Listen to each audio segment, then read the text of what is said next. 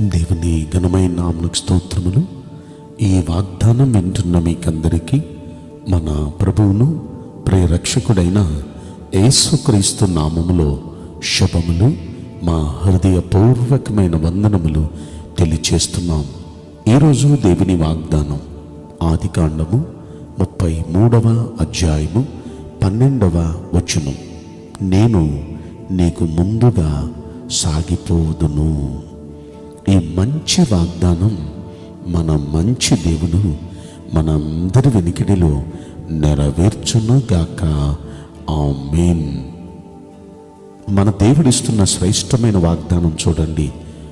ఆయన మనకు ముందుగా సాగిపోతారంట. మనకు ముందు ఆయన వెళితే ఎంత బాగుంటుంది. ఆయన మన ముందు వెళితే మార్గం సుఖమయమవుతుంది. మన ఎత్తులు పల్లాలు సరళమవుతాయి. మనకి వస్తున్న ఆటంకాలు, మనకు వస్తున్న సమస్యలన్నీ తొలగిపోతాయి. ఒక సీఎం గారు వెళుతున్నారనుకోండి, సీఎం గారు ముందు ఒక పోలీస్ కాన్వాయ్ వెళుతూ ఉంటుంది. ఏమున్నా అన్నిటినీ క్లియర్ చేసేస్తుంది. మార్గమంతా ఎంతో సునాయాసంగా వెళ్ళేటట్టుగా చేస్తుంది. మన దేవుడు మనకు ముందు ఆయన వస్తాను అంటున్నారు. ఆయన వస్తే ఎంత బాగుందండి. ఆయన వస్తే ఇశ్రాయేలీయుల ముందు తండ్రి ఆ దేవుడు ఆయన ముందు నడిచారు. సముద్రాలు కూడా చీలిపోయినాయి, నదులు కూడా ఏకరాశిగా నిలిచిపోయింది. అడ్డొచ్చిన ఎరుకో కోటగోడలు కూడా కూలిపోయినాయి. అసలు ఎందుకు అలా జరిగింది అంటే వారికి ముందుగా నడిచిన వాడు సకల జగత్తును సృష్టించిన సృష్టికర్త. ఈ రోజున మనకు ముందుగా ఆయన సాగిపోతున్నారు. మనకు ముందుగా ఆయన వెళితే ఇలాంటి వింత కార్యాలు, అద్భుత కార్యాలు మన జీవితంలో కూడా జరుగుతాయిగా.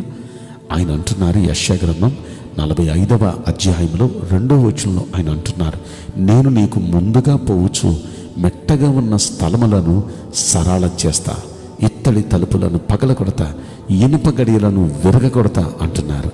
అంటే మనకు ముందుగా ఆయన నడిచి మెట్టగా ఉన్న ప్రతి దాన్ని ఆయన సరళం చేయబోతున్నారు. మనకి మెట్టగా, మనకు కష్టంగా ఉన్న ప్రతి దాన్ని ఆయన మనకు సరళం చేయబోతున్నారు. కనుక ప్రియ దైవ జనాంగమా, ఆయన మన ముందు నడవబోతున్నారు. ఆయన మన ముందు నడవాలంటే మనం ఆయనకి మొరపెట్టాలిగా. మనం ఆయనకి ప్రార్థన చేస్తే మనకు ముందుగా నడుస్తారు. అసలు ఈ వాగ్దానం ఎవరెవరితో చెప్పారు అనే మాట మనం పరిశీలిస్తే ఎంతో భయంతో ఉన్నాడు. ఈ వాగ్దానం ముందు అధ్యాయాన్ని మనం చూస్తే 32వ అధ్యాయం ఆదికాండంలో అక్కడ యాకోబు అనే భక్తుడు చాలా భయంతో ఉన్నాడు. ఎంత భయం అంటే తను మళ్ళీ తన స్వదేశానికి వస్తున్న సమయంలో అతడు వస్తున్నాడన్న సంగతి అన్నకు తెలిసింది, ఏశావుకి. ఎప్పుడైతే తెలిసిందో వాడు ఇంకా బ్రతికే ఉన్నాడా, వాడిని అరణ్యంలోనే చంపేస్తానని కత్తులు దూసి 400 మందిని తీసుకొని గుర్రాలెక్కి బయలుదేరి వస్తున్నాడు. ఈ వార్త వచ్చేసింది యాకోబు దగ్గరికి. నీ అన్న నిన్ను మధ్యలోనే చంపేసి సమాధి చేయటానికి 400 మందిని తీసుకొని కత్తులు దూసి గుర్రాలెక్కి వస్తున్నాడన్న సంగతి వినగానే భయం ప్రాంతుడైపోయాడు. అన్నాళ్ళు సంపాదించుకున్న భార్యల్ని, పిల్లల్ని, యవదాస్తిని ఎబ్బోకు అనే రేవు దాటించేసి ఒంటరివాడిగా మిగిలిపోయి ఇక దేవుని పాదాలు పట్టి బ్రతిమాలుతున్నాడు, మొర్ర పెడుతున్నాడు. నాకు మీరు తోడుగా రావాలయ్యా, వీళ్ళంతా నాకు తోడుగా వచ్చినా నా ప్రాణాలను మీరు కాపాడలేరు, నన్ను మీరు కాపాడలేరు, మీరు నాకు తోడుగా రావాలయ్యా, నన్ను మీరు ఆశీర్వదించాలయ్యా అని దేవుని పాదాలు పట్టుకొని ఏడుస్తున్నాడు. దేవుని పాదాలు పట్టుకొని మొర్ర పెడుతున్నాడు. ఎప్పుడైతే దేవుని పాదాలు పట్టుకున్నాడో దేవుడు అతగాడిని ఆశీర్వదించాడు.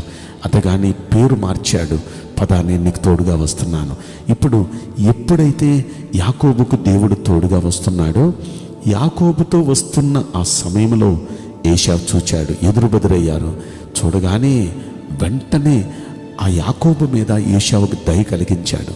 ఆ కత్తి పడేశాడు, ఆ గుర్రం దిగాడు, మెడ మీద పడి ముద్దు పెట్టుకొని, తమ్ముడా పద, మన ఇద్దరం కలిసి వెళ్దాం, నేను నీకు తోడుగా, నీకు ముందుగా నేను వస్తాను, నీకు ముందుగా నేను సాగిపోతాను, రా, నీకు ఆపద ఉండదు అంటే శత్రువే తనకు మిత్రుడై చంపేస్తాను అన్నవాడే నీకు తోడుగా వస్తాను, నీతో కూడా నేను ముందుగా సాగిపోతాను అన్నాడు. చూడండి, ఇది నిజంగా ఎంత అద్భుతమైన మాట ఇది.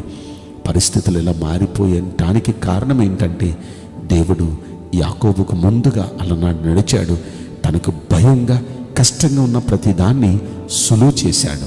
ఈ రోజున ఈ వాగ్దానం వింటున్న మనకు ముందుగా ఆయన సాగిపోబోతున్నాడు.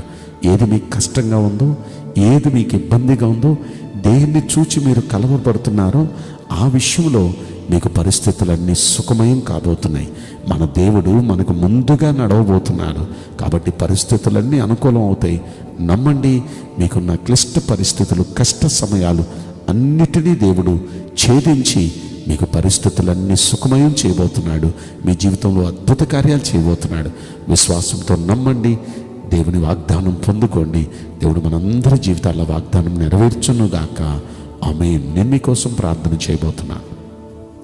పరిశుద్ధుడా, ప్రేమగల యేసురాజా, మీ పరిశుద్ధ బంగారు పవిత్రమైన నామమునకు నిండు మనసుతో కోట్ల కొలదిగా స్తుతులు, స్తోత్రములు, వందనాలు చెల్లిస్తున్నాం. ఈ వాగ్దానం వింటున్న ప్రియుల జీవితంలో దయచేసి ఈ వాగ్దానం నెరవేర్చి కృప చూపించండి. మీ బిడ్డలు ముందుగా మీరు సాగిపోతానన్నారు.